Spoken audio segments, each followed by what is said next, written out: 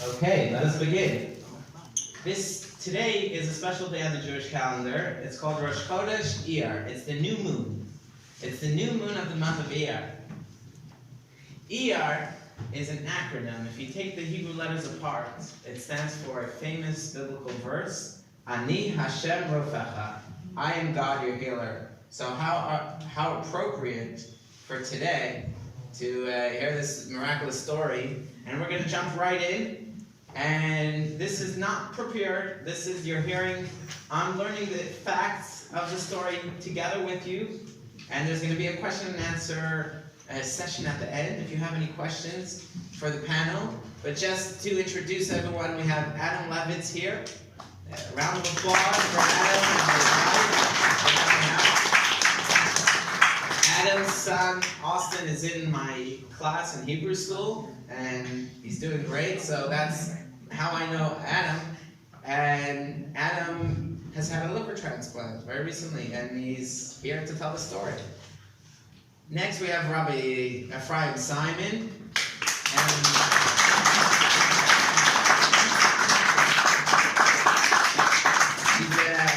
He directs Chabad in Teaneck and all the operations that go on there. They do amazing work. And there's something else that he's famous for, but we won't give it away just yet. And then we have Chaya Lipshutz, who's the matchmaker of the story. And I'll have you know that Chaya Lipshutz and Adam just met today for the very first time. Even though they spoke on the phone many times, but today is the first time that they're meeting in person. So we thank them all for coming and So we're going to start with some background, and we'll start with Rabbi Simon. Tell us a little bit about what it was like when you grew up, where you come from, what your family life was like. So I grew up in Los Angeles, California. I grew up in a completely secular family, totally not religious, to such an extent that even we didn't do anything in our family. Even Yom Kippur we didn't do, Rosh Hashanah we didn't do, Bar Mitzvah we didn't do. We did Hanukkah, that's what we did. So, and then in college, I was always very passionate about morality and immorality and justice and kindness and so I came sort of to the conclusion on my own that without God, there really is no right or wrong. It's just opinions. And I believe so strongly that there was a right and wrong, and there was a objective morality, but that must mean that then there's an objective truth. And so I sort of discovered Yiddishkeit on my own.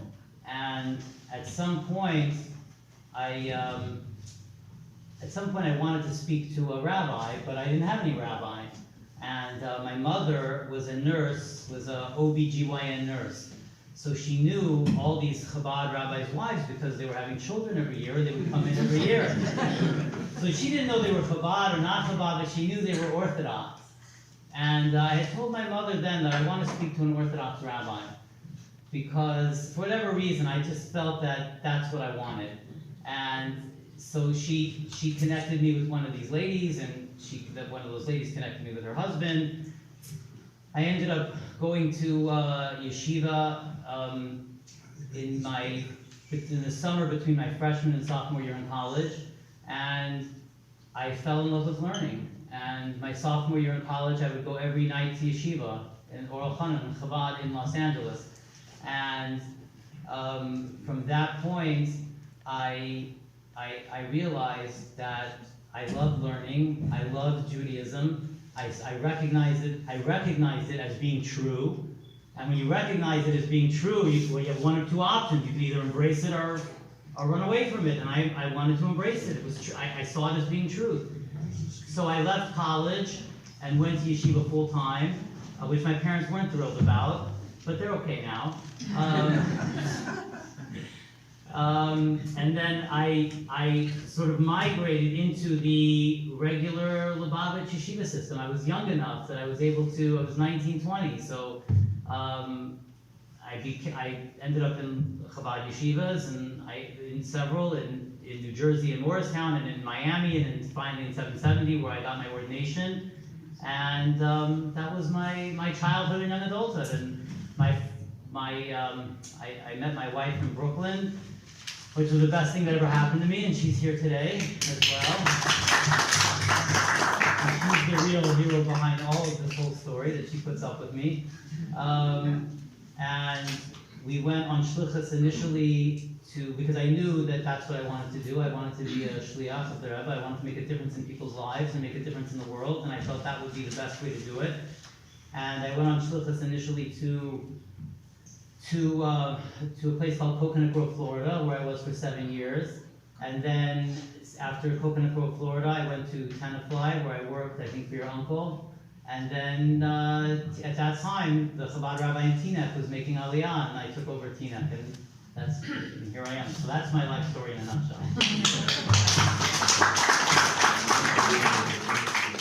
So now we're going to turn to the next. I don't know the ages here, and I'm not going to ask. Well, we're just going to go to Chaya Lipshutz, who's going to share with us a little bit about your upbringing. And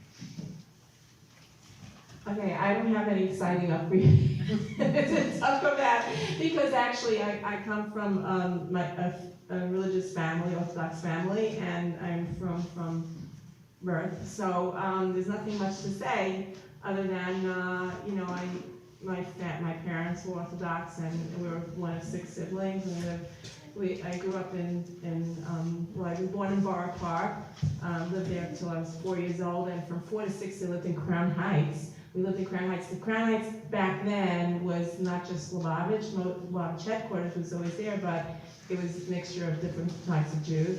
And in Crown Heights, we lived in Lincoln Place near Buffalo, all the way down past Utica Avenue, where you don't find, I don't know, maybe now people are moving there. So anyhow, we lived on top of a synagogue. It was actually, the ground floor was a synagogue, and the middle floor was the rabbi and the Levitz in Rottenburg, and we lived on top of them. It was absolutely amazing to go to shul, just walk down the stairs. It was a luxury. It was nice. I mean, and from there, we moved. We had a hard time, I guess, getting a minion, so we moved from there to East Flatbush, Remsen Village, in the border of Canarsie, and I would travel I lived there from 6 years old and grew up there, and I would travel to school in Williamsburg, Beis Yaakov, an hour and 15 minutes each way when I was from 6.5 years old. And so after school, I just took regular jobs, office jobs. I was a little typist, and I worked for a long time for a Zionist organization, a religious Zionist organization, for many years. And now I'm just a kidney and liver matchmaker. now, would you consider yourself a Chabad, or? No, I did have exposure to Chabad. I was, my favorite place for vacation was Beis Chana Women's Institute in St. Paul, Minnesota. I was one of the very small amount of religious girls who went there, who attended there, and that is like the Club Med. It's like really incredible place. This Reverend Manus Friedman, I became a very big fan of his. He's the dean there, and I met girls from all over the world, and that was fascinating. Most of the people who attended there were not brought up religious. And I must say, if anybody, they have the Beis Chana, you can be from a kid to 100 years, 120 years old. You can attend it, so if anybody wants to learn about Judaism, that's the place to go. It's fun. They go take you on trips, and The food was delicious, and everything about the place is just, I couldn't think of, I went there 15 different times. That's how much I loved being there. I was not interested in flying anywhere else, because that was the best. It was like going, it was like heaven. I felt like I was in heaven. Like when Mashiach comes, that's what heaven. Thank you. And Adam, share with us a little bit about your childhood memories and any interesting stories or surprises. Were you an A+ student in school, or tell us a little bit about your upbringing. I grew up in Fairfield, Connecticut, to normal suburban family, sister, parents. Every Friday night I spent at my grandmother's house, Friday night dinner. We, as a child, we went to an Orthodox synagogue that my grandparents and my family were very involved in. Even though we went to an Orthodox synagogue, I never felt accepted by traditional Orthodox synagogue. They always felt looked down on, always felt I wasn't part of them because I wasn't as religious as them. After high school, I went to Ohio State, where I met my wife. And after that, we moved to New York, moved to Long Island, and had 3 twins who are going to be graduating in June, both attend the same school my wife and I went to.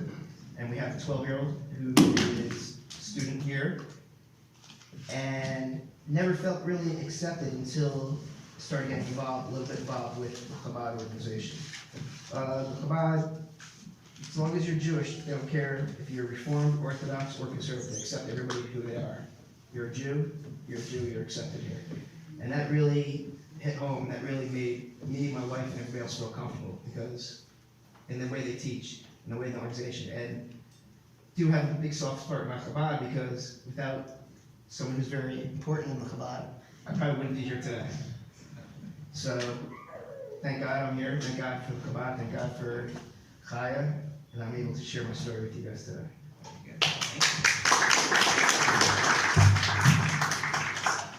So before we jump into the story, I just want to get a look at what does your typical day look like today? Mine? And we'll start with Rabbi Simon, we'll go to Chaya, and then we'll go to Adam. Well, I would say as a Chabad rabbi, I have no typical day. Every day is so different, and it really depends on what time of year it is and what's going on. And before Passover, we were busy coordinating 2 different Pesach Sedarim. We have, as in this Chabad house, we have adult education, and we have a summer camp, and we have youth programs and teen programs. So I am either coordinating a program, preparing my classes, giving my classes, raising the funds needed to keep everything going, or a combination of all of them together. So that's, I'm either doing one or all of those things at any given moment in time. Take it away. Okay, so my typical day, okay, first I want to mention that based on a Women's Institute is around my Lubavitch. And also I want to just go back to the question, is that I used to go to the Lubavitch Rebbe for dollars on Sunday. He would give you $1, he would give that dollar for tzedakah, but a lot of people would keep that dollar because it was precious from the Rebbe. And I would ask the Rebbe for advice on and I would get answers.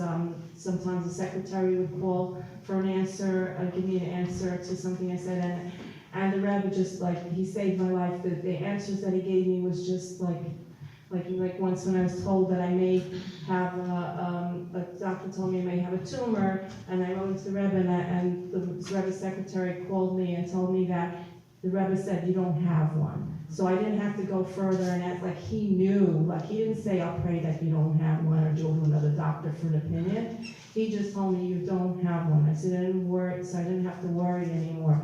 How many years ago was that? Oh, it was like 40 years ago. Did you go to the doctor afterwards? No, there's no reason to. The Rebbe told me I was on tumor. The doctor said maybe, but I didn't go for further testing. And Baruch Hashem, I'm in great health. I donated a kidney 13 and a half years ago, and you have to be in good health to donate a kidney. So anyhow, I also lived in Crown Heights for 3.5 years, and it was just wonderful. It was just a great experience, and anyhow, so as far as what my everyday, life is about, first of all, in the morning, I get up, I say Moda'ani, when you go to sleep at night, your soul leaves the body, and when you wake, and I was told that when you sleep, it's like a 60th of death. And so when you wake up in the morning, you want to thank Hashem for returning your soul back to your body. So I say Moda'ani when I get up in the morning, and then I daven, I pray, and then after I eat, you want to thank God for the food He gave you. The people starving in some countries, so we got to pray to Hashem, to thank Hashem for the food that He's given us. So then, basically, my day is just busy with a lot of emails and calls, and from people who need a kidney or want to donate a kidney, and I post also the most sincere people who contact me to donate a kidney. I post in a lot of Jewish Yahoo groups, and that's how I got most of my kidney donors, So if I could including jump Rabbi in, Simon. how did you get started as a kidney management, as a donor, as a Yes, so growing up, I never thought that one day I'd end up saving a life. It was not like my dreams. I didn't even know anything about kidney donation. One thing that I've never really spoken publicly about is that it was like around 1999, I was in Pittsburgh, and a stranger told me, my husband is in critical condition, he has to have a liver by the morning, and he can only get from a cadaver. He can't sign on anybody up to find a donor overnight. So I met her in the morning, and she said he did get a liver donor, and they were crying, the kids and everybody. My husband has to get a liver by the morning. When somebody's in very, very critical condition, there's no substitute. Like with kidneys, you can go on dialysis. There's nothing to substitute for a liver. So anyhow, how I came to kidney donation, the first ad I saw was in the weekly paper called The Jewish Press, for somebody who needed a kidney. And the ad said, it was talking to me, it said, save a life, Giba Kayim, which means fulfill a once-in-a-lifetime mitzvah. And I like the idea of saving life, and to do once-in-a-lifetime mitzvah, how could I turn down a once-in-a-lifetime mitzvah? But the crazy thing about it is that I contacted the hospital, and I don't like to talk Lashon Hara or anything bad about anybody, even hospitals, because they turned me down. I was interviewed by a social worker, they turned me down. They said to me, we felt it wasn't in your best interest to donate a kidney. I tried to explain to the social worker when I was there, I like the idea of saving a life, I want to do a mitzvah, a good deed, and I guess at that time, that hospital I heard was not comfortable with strangers donating kidneys. There must be some other reason behind it, maybe getting paid or whatever. So I asked them, but why? And they said, we'll send you a letter why you were turned down. I never got the letter. It turns out I found out and I tested somewhere else, and I wouldn't have been a match to that person. So, anyhow, I tested for someone else, saw another ad in Jewish Press, and it just so happened 2 other people were testing for the same person. I was a match, but so were 2 other people. I felt like I'm not doing any big deal by donating. If there's 2 other people who, if they drop out, then I'll do it. The interesting thing is, though, I got to know David Koster, who's a kidney donor, later on, and I found that he was the one of those who tested for that same person. He ended up donating a kidney to that person. So anyhow, I also wanted to mention Rabbi Simon.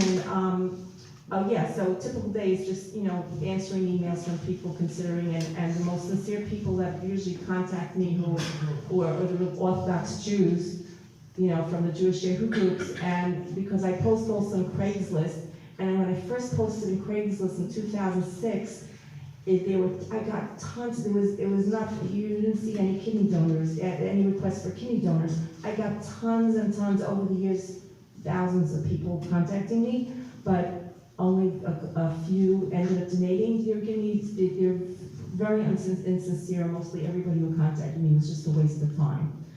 So since I started... How did you make the leap from giving a kidney? Yeah, To okay, that's a becoming very good matchmaker? question. Who was your first match that you made? Tell us a little bit about that. Okay. Oh, it's a good question.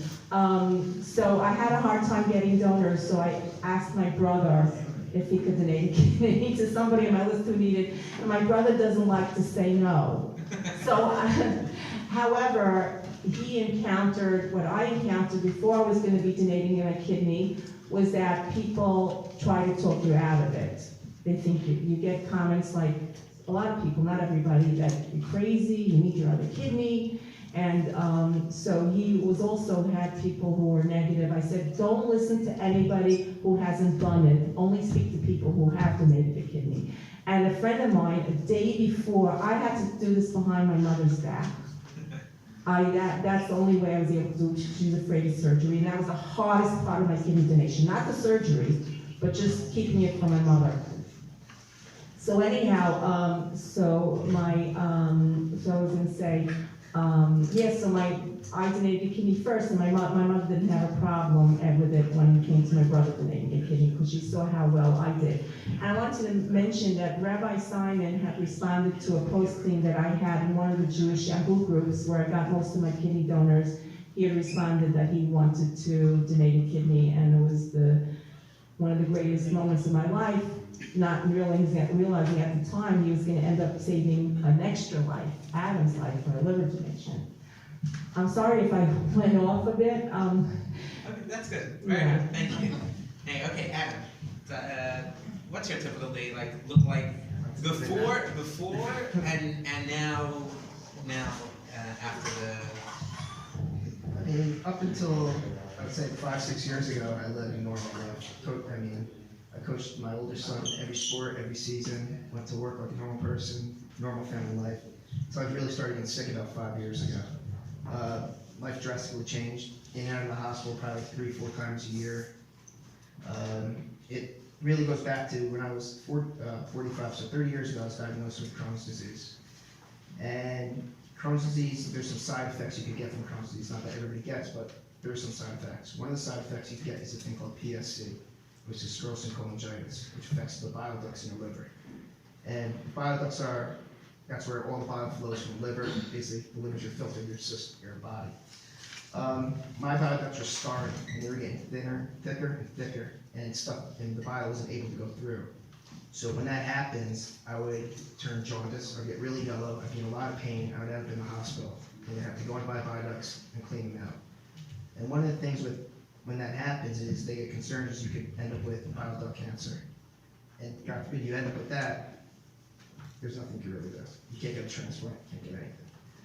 So this all starts, so like I said, 30 years ago I was with Crohn's disease. Really, no issues for about 25 years, I want to say. Wow. 25 years, I was perfectly fine. Started having real issues about 6-7 years ago with the Crohn's, and then the PSC was diagnosed, and that really took over my life. About in March 2017, I got really sick. My bilirubin, which is what they measure, that's the color in your system, they measure some of your liver numbers. Normal person's bilirubin is under 1.3. Mine was 28. My eyes were as color as a highlighter. My skin was as bright as can be. I was probably sleeping 18 hours a day, 19 hours a day. Really felt like crap all day long, every day, chronically ill. And you really can't explain to somebody what chronic fatigue is, chronic illness is, until they really go through it. You know, if somebody tells you gotta eat, but you can't eat, you know, there's no forcing you to eat. Food you can't chew food, doesn't make you. I went from 150 pounds to, I was 108 pounds at one point. I was really sick.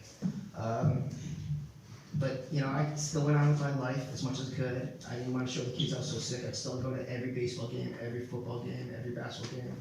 And I made it just by sheer will, the willingness to, I didn't want to give up and I wanted to live. In March 2017, I was told I needed a liver. I'm outside a hospital. I was placed on the liver transplant list. And I was told that you gotta understand the way organ donations are made. It's brought into, the country is divided into different sectors. Each, New York, New Jersey, Connecticut are all considered one sector. So there's a lot of people fighting for the same organs. And especially in the New York area, it's the toughest place to get like liver, kidney, major organs, because there's so many people who need them and there's so many sick people. So at that time, I was advised to get listed at a few different places. So I went from Mount Sinai, I got listed at University at Miami Transplant. Then I got listed at University of Pennsylvania, and finally I got listed at Cleveland Clinic. The whole time, I was told by my doctors, you need to search for a living donor. It's very tough to get a regular deceased cadaver, so start looking for living donors. So put it out to family friends. I had one friend that's here now that was tested, unfortunately couldn't give it. I have family members who were tested, couldn't give it.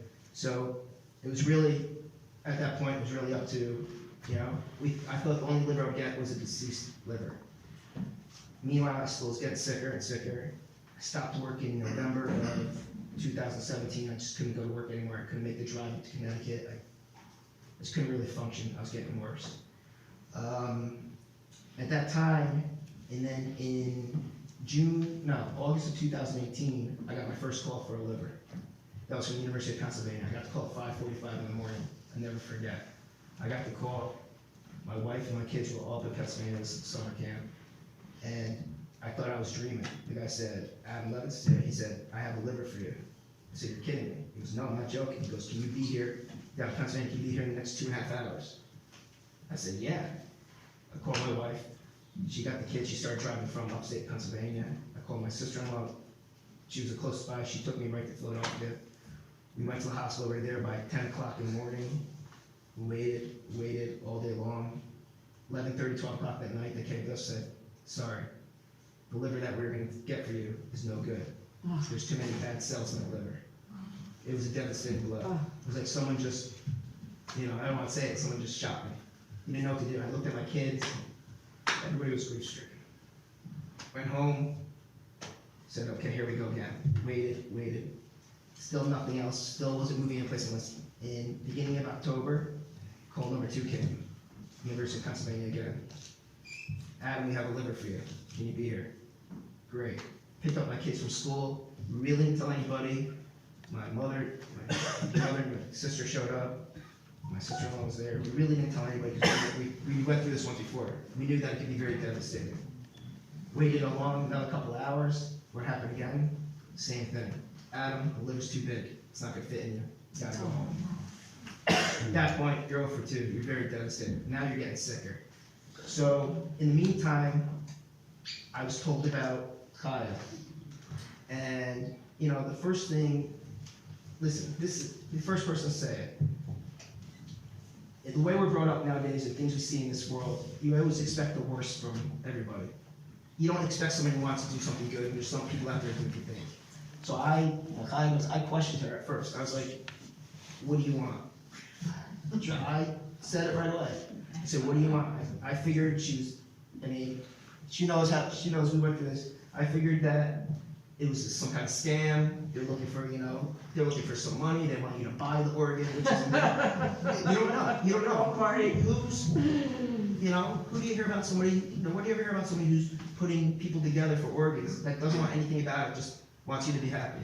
So I kind of dismissed it, spoke to her once, didn't leave on good terms. And then, after the second time, I started to be thinking, I was like, you know what? Let me look into this a little longer.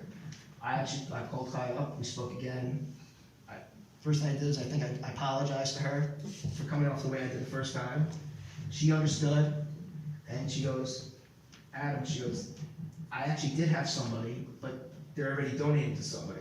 So I was like, all right. I was like, my luck. I feel like this is what happens to us, right?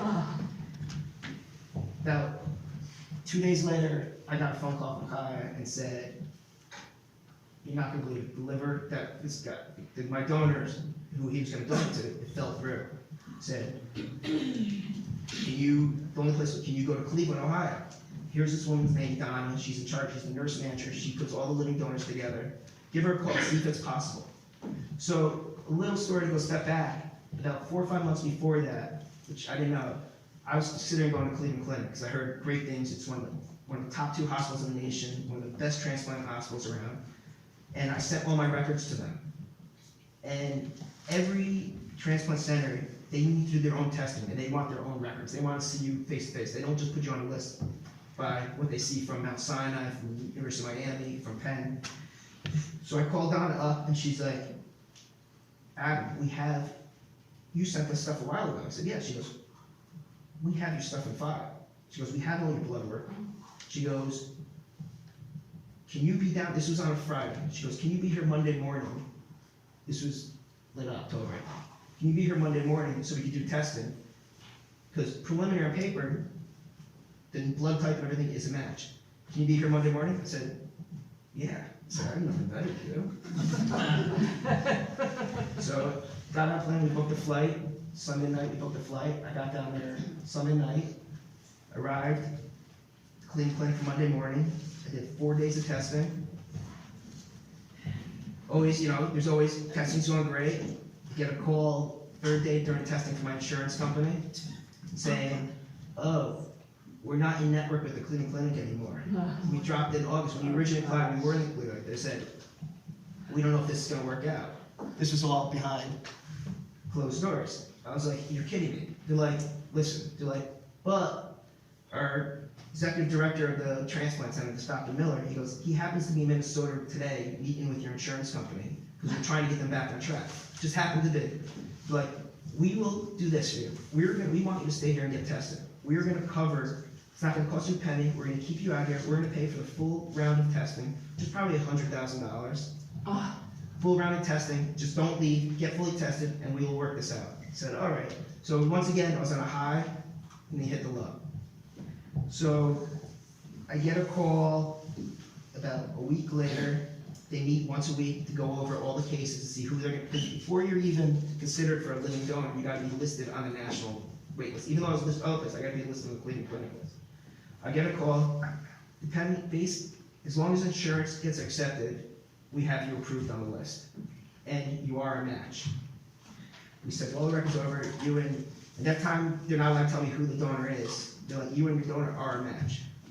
So now I'm like, great, I'm like just waiting for insurance. So let me pause you right here. Let me get some more fill-in background before, but that's truly fascinating. And I remember when I called you, I don't know if you remember when I called you. You actually gave me a call too. A couple people gave me a call. I remember I got a call from you and said, Adam, I've heard this organization that donates, that puts together veterans. And I said, Rabbi, I'm already speaking to them.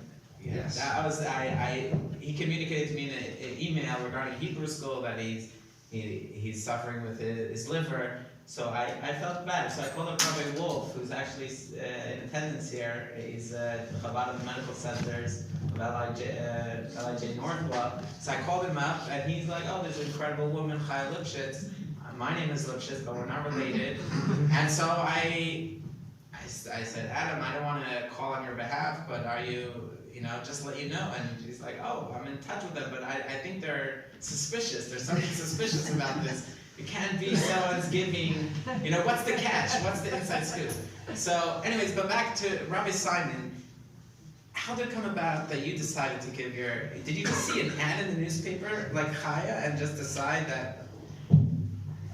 I mean, this is a little bit of a long story how I came to it, but I'll try to make it as short as possible. The answer is yes, basically.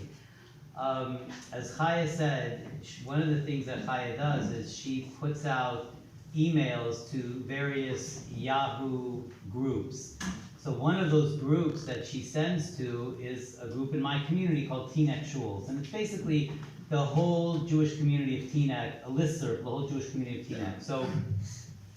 So back in August of 2008, actually, now I had been seeing her emails probably like once a month or so. I'd see her emails, and donating a kidney was never anything that I thought that I could do. I mean, that's not for me. I mean, I would see her emails, and it would be very sad. Somebody needs a kidney, but wow, it must be some very righteous people who do something like that.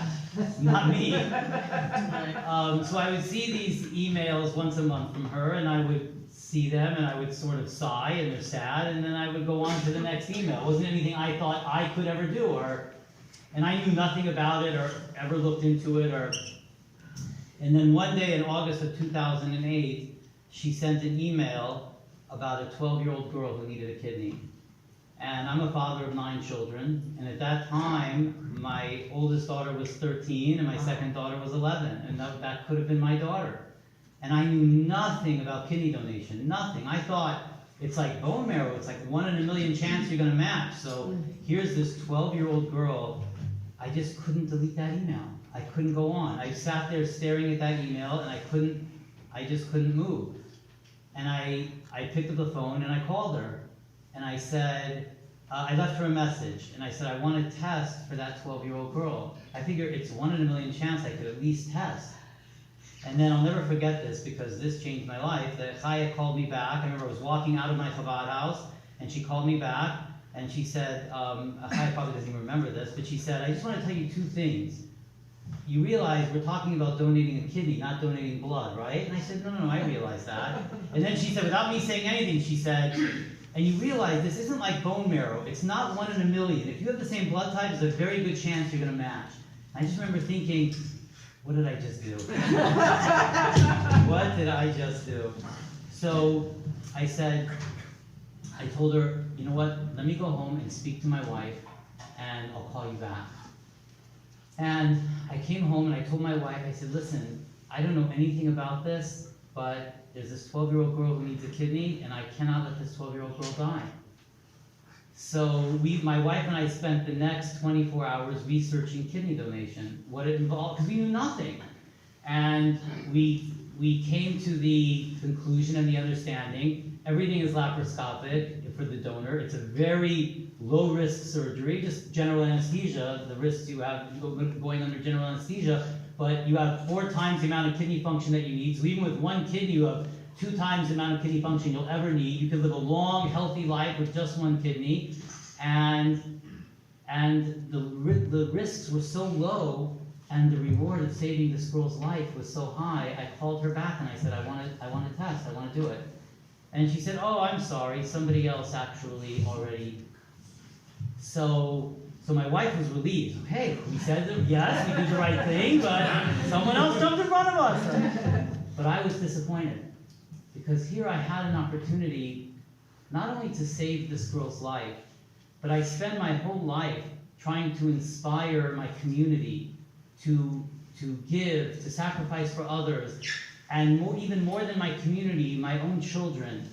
I speak to them constantly about giving and about caring and about we're not here in this world just to live for ourselves, but we're here to give for others, and we're here to make the world a better place. And here I had an opportunity to be a living example to my children of everything that I talk about. And we know as parents, we give, and rabbis, we give lots of lectures and we speak all the time, but a rabbi's greatest lecture is the way he lives his life. And the same thing with a parent. My kids could hear me talk all day, but they watch how I live. And that's where they truly learn from. And so I told her, at that time I told her, if you have any other children on your list, please keep me in mind. And she didn't hear the word children, so she called me again a few months later about a mother who had high antibodies, who didn't have a match and couldn't find a match, and would I go test for her? And I go, okay, it's not a child, but it's a mother of children, I'll go test for her. And I tested for her and I didn't match. And then she called me a few months after that about a single Israeli man who's in a New York Presbyterian hospital. And I figure at this point, it's not a child, it's not a mother, but at this point, once I'm willing to do it, I can't say this one yes, this one no. I can't play God like that. Once I'm willing to do it, whoever needs it, I want to do it. So I went to test for him and I didn't match. And I remember thinking, I can't give this kidney away. Remember I told you that, I'm trying. And then she called me Purim time in August, in the Purim of 2009, about a Satmar Chassid, father of 10. And that ended up being my match. And I tested for him, I matched for him, and once I went through that in August of 2009, I donated my kidney to that man. That's what led me to this, because that was such an incredible experience of saving a human being's life, of bringing a father back to his children, a husband back to his wife. That was such an amazing, incredible experience that I felt like I wanted to do it again. And That's how, I mean, it's a longer story, how I went from kidney to liver, but that's basically how it happened. And at that time, have you ever heard of anyone else that gave a liver after donating a kidney, a double live organ? No, in fact, that was a huge obstacle, because what I ended up finding out was that no hospital would accept me as a liver donor. That I actually tried, I called Chaya and I told her I want to do this. Find me a liver donor, find me a liver recipient. There has to be somebody who needs. And no hospital in this area in New York City, and we ended up, even the Mayo Clinic, remember we had somebody, the Mayo Clinic wouldn't accept me. Nobody would accept me as a liver donor because I had donated a kidney. And I tried so hard, and I don't want to tell you stories, so you'll think I'm crazy, about people who I reached out to try to find to donate my liver to. And the hospitals wouldn't accept me. And then Chaya told me she heard the Cleveland Clinic possibly would. So we called the Cleveland Clinic, and they would accept me. If I passed all the testing, they were the only ones who would accept me. So what did your wife think of all of this? well, you should call my wife up here, because she's the real hero, because she puts up with me and allows me to do these things. But I would say my wife is a real tzaddikus. She's a real righteous woman, and she's a true Ashes Kyle, and my wife has been incredibly supportive of my craziness and my willingness to do this, and she was just been incredibly supportive throughout the whole process, and I could not have done it without her. And we did this together as a team. I mean, we came to Cleveland together, we stayed there together, everything was together. And when I told my children as well, this is our family's gift, both to my kidney recipient and to Adam. When I brought my children together, I said, this is what we live for. We live to give to others. This is our family is doing this. We're all doing this together. And so my wife and my children were all very, very supportive. And I couldn't have done it without them. I wouldn't have done it if she was not supportive. I would not have done it. So she really is the hero behind everything. What I find fascinating, beyond the norm, is the way Hashem tricks you to get you to constantly moves the goalpost. Okay, you'll donate just a kidney, just for a child, and then slowly that morphs into saving 2 lives. So that's something incredible. Throughout the whole process, there's no question, you could see God's hand throughout the whole process. Because I had another recipient in the Cleveland Clinic that I was going to donate to. It wasn't going to be Adam. Because when Adam blew Chaya off, like he said, so I was donating to somebody else. And I actually had a recipient. And he was accepted by the Cleveland Clinic. I was accepted by the Cleveland Clinic. I went to the Cleveland Clinic in August, this past August, 2019, after my summer camp ended. I went to test for that other recipient. And somehow, for some reason that is completely inexplicable to me, and I have no idea why to this day, he decided he did not want to accept my liver. And he rejected me as a donor. Yeah, I have to go to therapy for that.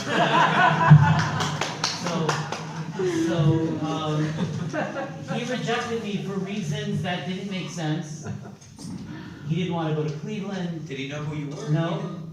He knew I was a rabbi, a father of 9. And he said that he didn't want to take him a father of 9, he didn't want to go to Cleveland, he didn't want to take it now, he wants to do it later. None of them made sense. He was dying. None of them made sense. But in the end, he dropped out.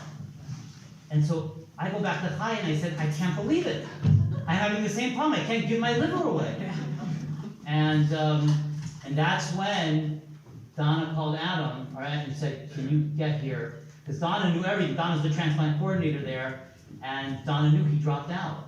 And Donna called Adam and said, can you get here Monday morning? So it was a miracle. There's so many more miracles that happen. You see God's hand leading the whole way, bringing Adam and I together. Remember, I had 2 false alarms. So those 2, everything happened for a reason, we find out. Those didn't go through because the liver I got. And the liver that I got, as soon as Dr. Hashimoto, who did my surgery, came out and said, you have the closest thing to a perfect liver. He goes, the only thing different, he goes, if you guys are related, that'd be the only thing that would make it more perfect. He goes, as soon as we can make the connection, blood started flowing in the liver, I'm like one of those Chabad rabbis that don't drink, so I had a perfect recipe. I was thinking here when we had the cocktails, it's like the dentists that have the candy, at this event. But so Chaya, I want to ask you, how much do you charge for your service? Like, I don't charge anything. People there have been people who, suggested, why don't you charge something? I cannot imagine for saving somebody's life that, charging anything, it horrifies me. Even if you go to my website, kidneymitzvah.com, you won't see any tab for donations. And once somebody sent me a $100 check for her trying to help her nephew find a donor, and I sent it back to her. By the way, I just want to mention Rabbi Wolf was here who has a Chabad. He's an extraordinary person also. He's a father of little kids, and he also donated a kidney to a stranger. And he also he also saved lives and also made kidney matches. Once you donate a kidney, a lot of kidney donors feel the same way. They wish they can do it again. So since Rabbi Simon couldn't donate a kidney, what else is there to do? Give a liver. So Chaya, when did you get comfortable with the term matchmaker? When did you settle in? Okay, this is who I am. I guess right away. You see, after I donated a kidney, what happened was at some point I tested for a bunch of people who needed a kidney, and I was matched for one, and I ended up not donating to that one because there's a whole bunch of complications with the recipient and whatever. But I was first turned down by another hospital from donating a kidney. I had 2 tests at Montefiore, and they said I had a positive ANA, which meant that I might have autoimmune disease. And so they said, you can't donate a kidney. And I was like, no way, I'm doing this, there's nothing wrong with me. I went to a rheumatologist that specializes in, first of all, I had no symptoms of any autoimmune disease. So I went to a rheumatologist on my own. I said, he took the same test and he said, everything's good. So I called back Montefiore. I said, they said, everything's fine. I don't have any problem. They said, come back in 3 months. I retested and everything was fine. But then they saw I had cysts in my kidneys. And then that's very, very common. And I took ultrasound, whatever, and everything was good. But, so then that recipient had issues, and then I saw another ad in the paper, and I ended up donating a kidney to that one, the Jewish So you were determined. You were fighting. Yeah, I want you to know that I have somebody who's going to be donating a kidney who was turned down by 3 hospitals. And so he was giving up. He practically gave up. I said, please try. I have a recipient at that hospital. Please try this one more hospital. I never push anybody, but this, I felt it would be good for his ego because I know how, rejected he was feeling, and I just felt he could do it. And so he was accepted at that hospital. However, the recipient, though, got a kidney from another donor. And so he's going to be donating altruistically. He's going to be starting a kidney chain at that hospital, and a kidney chain can lead to many kidney donations. That's incredible. So, Adam, please jump in here. All right, just some stats just to let everybody know. Each day, 22 U.S. men, women, and children die waiting for a transplant because no organ is available. One donor can impact more than 50 people. How can that happen? It's different ways because morbid deceased donor, there's so many, not just the liver, not just the lungs, liver, heart, intestines, skin, so many different, that's more for deceased, so many different ways. And each time someone like Rabbi Simon donates as a living donor, he didn't just save my life. He actually saved, I was listed at Mount Sinai, Miami transplant, and UPenn. So by him donating to me, that opened 3 more spots up for people to move up on the list. Because now I was off this list, so somebody else took my spot. Someone else got closer to getting a liver that wasn't going to get one before because I was in that spot. So he didn't just save my life, he probably saved another 3 or 4 lives as we speak. Wow. There's unbelievable stats. Like right now, today, there's over 13,000 livers that are needed in the U.S. Over 102,000 kidneys are needed right now. In 2018, there was 17,600 organs donated. There was organ donations made. 6,900 of them were by living people giving a kidney, giving a liver. 10,000 were from deceased donors. There's over 113,000 people right now on an organ waiting list. Every 10 minutes, another name is added to that list. Someone else needs an organ, major organ. And you got also 20 people die each day waiting for an organ. So there's a lot of people that don't even make it to they never even make it to the operating table because they can't get, there's not enough organs to go around. That's why living donation is so important to get tested. It's a lot to ask for somebody. It's a lot for someone to do. But look at Rabbi Simon. He gave a kidney, gave a liver, and he's healthier than a lot of people in this room right now. I just want to mention that liver donation is far easier than kidney donation is far easier than liver donation. I think that if you speak to anybody who's donated a kidney, they will say it was no big deal.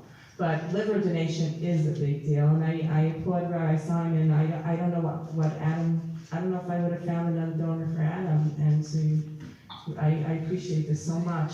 I wish there were millions of Rabbi Simons out there. The world would be a far better place. December 20, 2018 changed my life forever. That's a day I did receive my liver. That's a day that when I woke up from surgery, a day and a half later, I knew that I was going to be able to see my twins graduate high school this year, my son be bar mitzvah, and live for the next 50, 60 years of my life. I mean, I don't know if I would have been here today. I mean, at the time that they saw my liver, the doctor came out and told my wife and told my family that was there. They said the liver was in a lot worse shape. It was in the last process. The liver has a couple different processes before it shuts down completely. My liver was shrunken and black and hard, and it was another 3 months. They said I might not have been able to get a donation. So when you say timing's everything, things happen for a reason. Rabbi Simon was brought into my life for a reason. Chaya was brought into my life for a reason, and really without him, without never giving up, and every day saying I'm going to make it, I'm going to fight. I got to do it. I have kids. I have a wife. I got to be there. That's what kept me going.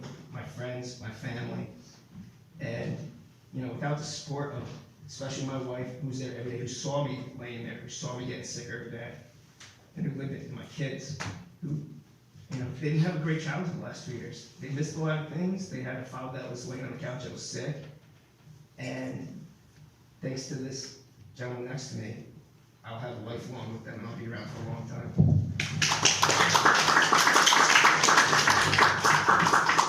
So I actually got someone else to feed into us a nice video message, and we'll play it shortly. There's a little bit surprise for you guys. Oh. Hello, I am Federico Ausejo. I am a liver surgeon. I am originally from Buenos Aires, Argentina, and I joined the Cleveland Clinic liver transplant and liver surgery team in 2004, so almost 15 years ago. I've been lucky enough to be able to participate of the live donor program and the operations. That fulfills me with professional satisfaction, but most importantly, as a human being, because I see it as a human act. I would like to recognize the admirable gesture of Mr. Rabbi Simon, because he has been done something that is really unique. I think there are only about 10 people in the United States who have been live donors in 2 opportunities. As we know, he has donated a kidney first and then part of his liver. The operation is a quite complex and challenging operation. There is a lot of responsibility in marketing to it because we cannot commit any mistakes, because we are operating on an individual who is healthy and doesn't need the operation for a medical reason. So a lot of pressure and responsibility there. I would like to send my best wishes to both Adam, Levitz, and Rabbi Simon and their respective families moving forward. And thank you so much for all you do. my surgeon. That was my surgeon. Adam had a different surgeon, he was my surgeon. Yeah. Very good. That was so beautiful. How you got that? It's amazing. Thank you. Sure.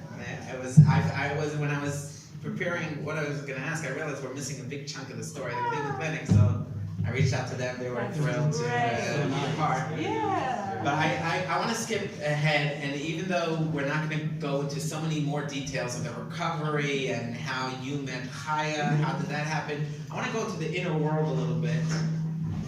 How did you ever feel like it's a lost cause and there's no, did you ever feel like you're not going to make it, and how did you get through it? There was plenty of days you feel like you're not gonna make it. I mean, when you're 44 years old and you're, sick and there's only one option to save your life, that's getting a liver. I mean, there's many things that have to happen, but it's not just like normal going for, I have a heart attack, I have to go for a bypass, which is an everyday procedure. This is something that a lot of dominoes have to fall in the right way for you to actually get that liver. I mean, there was many days I gave up hope, but, if you have a reason to live, you gotta have a reason to live. And the only way you get through something like this is you gotta have a goal. And obviously my first goal was to get that liver. And I was like, if I get that liver, my first goal is I'm not to be home for my birthday, to celebrate my 45th birthday plan. I had my liver transplant on December 20th, 2018. I was, in record time, I was out of ICU in a day and a half. I was out of the hospital December 28th. I was discharged from the hospital.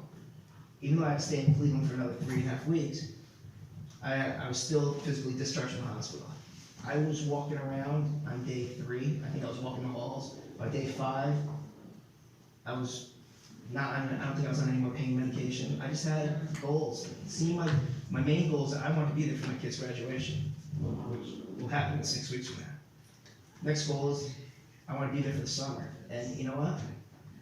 It's unlimited now. Now I'm ready. I'm ready to, in a few more weeks, I'm going to be able to start working again. I'm going to start getting a normal, productive life. I'm going to my son's baseball games, basketball games. I'm going to do almost everything I did beforehand. I'm doing more than I did beforehand.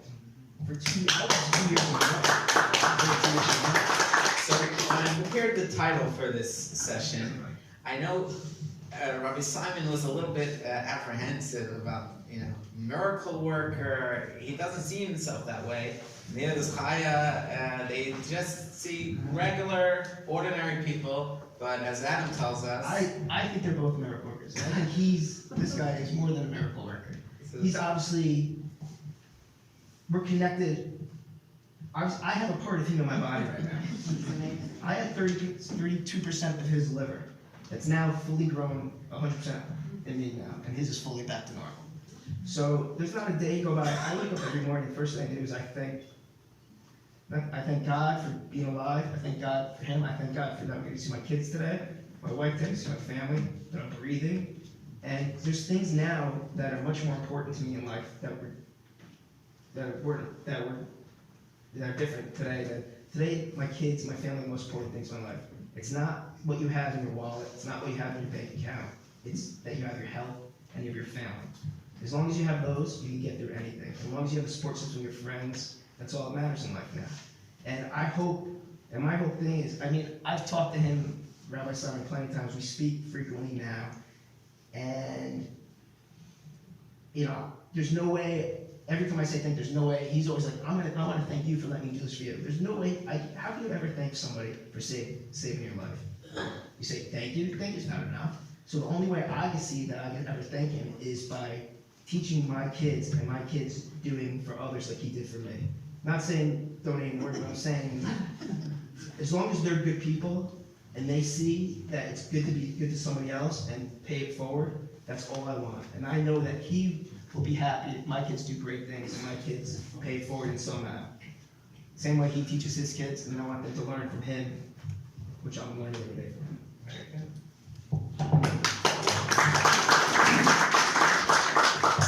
What I find interesting is, some people ask me, how come God doesn't split the sea anymore? How come he doesn't do any of these big and miraculous miracles? I think now God has made it almost natural, these kind of miracles. 100 years ago, even 50 years ago, a liver transplant, it's truly amazing. And the fact that God has made it so natural that we could read it in the newspaper and be, oh wow, that's interesting. And then the next, just continue doing what we're doing and move on in life is quite fascinating and a reason to constantly say thanks. So I just want to end off, before we start the Q&A, I just want to ask, first of all, for all three of you, but starting with Adam, is there any silver lining that you see? And God put you through a difficult challenge. Any silver lining that came out of this challenge? I'm alive. But if you didn't have the challenge, you'd also be alive. Has anything but I think changed? it changed perspective in life, and I think that's the main thing. It changes your path, it changes your perspective, and it sort of teaches you what's important in life and what's really not important in life. Examples like you hear about like things that were important early in life is going to one of my son's baseball games with me one day, and outside and you have to win, But now I go to my younger son's game after this surgery.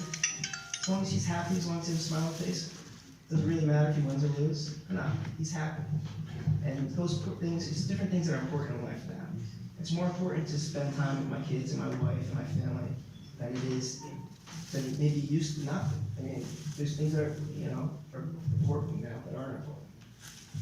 Rabbi Simon, how comfortable are you with your children donating a liver? A liver or a kidney? Both. So a few people have asked me that question, and I actually think several of my children are planning on doing it. They've spoken about it, and they're planning on donating kidneys. I don't know about liver. If they wanted to, I would absolutely encourage them, and I'm totally comfortable with it. I am 3 months out, and I'm completely fine, as if it never happened. And but even more than that, to be able to have the opportunity to give in this way, I feel it's such a schos and such an honor for me to have been able to do it. That's why every time he says thank you, I feel the other way around. I'm so thankful that I had this opportunity, and I was able to have it twice, which is a miracle to have it twice. As you see, every hospital in the country rejected me except for Cleveland. So it really was a miracle, and to be able to give in that manner has been such a blessing in my own life and an inspiration to my own children and to my own community. Somebody in my Chabad house ended up donating a kidney to someone else in my Chabad house because they were inspired by my story.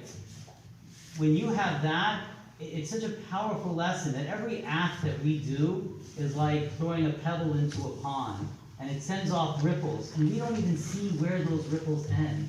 We don't know where they end, and how many people are affected, and what good you end up bringing into the world. So the fact that I just had a little bit of a glimpse of seeing Adam so happy, and his family, and his wife, and his children, and his parents, and his extended family, so many who are here tonight, to see how happy they are, and that I had any small part in that is just, for me, the greatest blessing. So if I could give one message, though, it would be that not everybody is up to doing this, but what we all can do is we can extend ourselves to help another human being in whatever way that we can.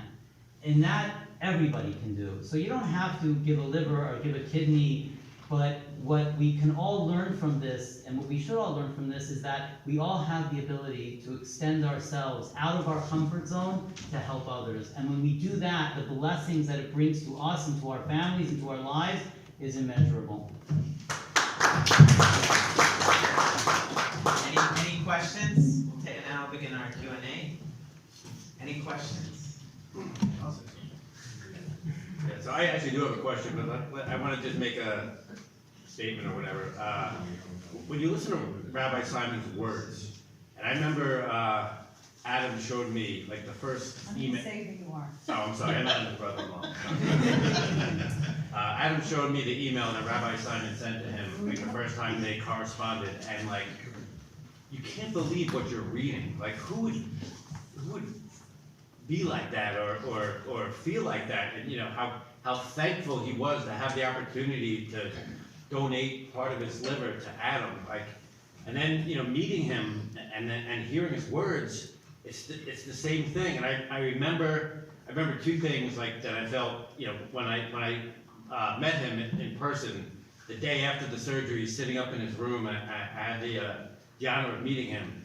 And I don't know if this is like an appropriate analogy or not, but when I walked out, I felt like in the movie The Ten Commandments, when Moses just like walked back down Mount Sinai after seeing the burning bush and talking to God. I'm like, I just felt different. I just spoke to somebody who's like of this higher level, this higher spiritual being. Like it was very, very hard to believe. And then, this past weekend, I saw the Avengers along with another, millions, tens of millions of people in the country. And The Avengers is this movie about these like superhuman, unnatural people that get brought to Earth to save the world. But they're all made up, it's all fantasy and comics. And you look at Rabbi Simon, and he's like a real life Avenger.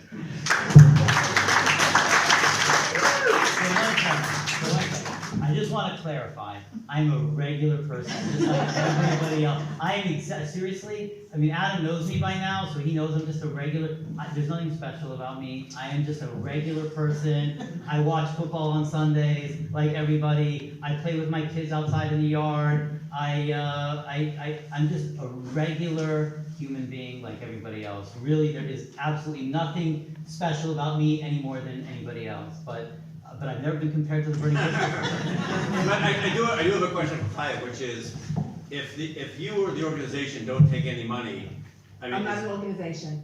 It's just you. I call myself a kidney and liver shachman, or kidney liver matchmaker. But is this how much of your time is devoted to this? Is it full time, part time? Is it? Well, it used to be more full time before my mother passed away in December 2012. But then I took on another mitzvah project in her memory, so I split my time. Amazing. Real quick thing.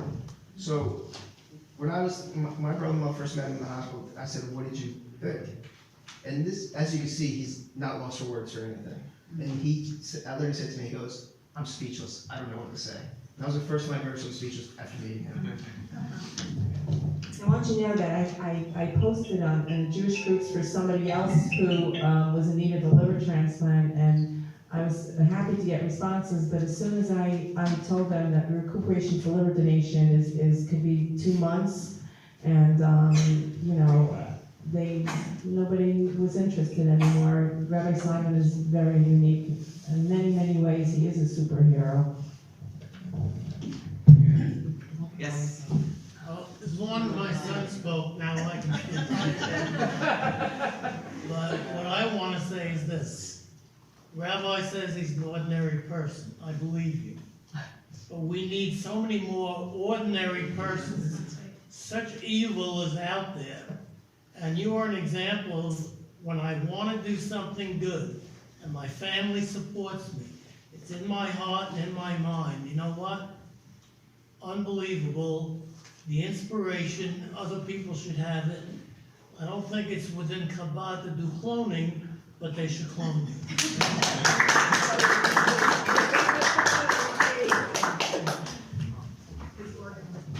Okay. I think only my mother would agree with you. Okay, with that we'll conclude. I just want to give a plug for an upcoming, starting this Sunday and next week, we're starting a JLI. Oops. And JLI is an amazing offering, but this specific course is a 6-week lesson on prayer.